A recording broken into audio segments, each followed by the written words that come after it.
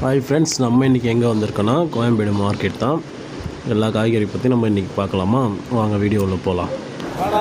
முருங்கைக்காய் வந்து first kilo 100 ரூபா. அதுக்கப்புறம் செகண்ட் ரேட் அப்படியே 10, 20 அப்படி குறைஞ்சிட்டே வந்துடுது. 80 ரூபா வரைக்கும் போயிடுச்சு. என் கூட ஒன்று கேட்குறாங்க.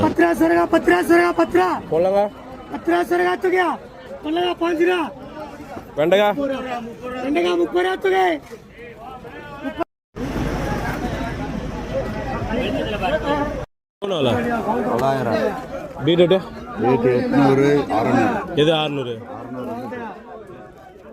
வரி வரி 10 ரூபா இல்ல.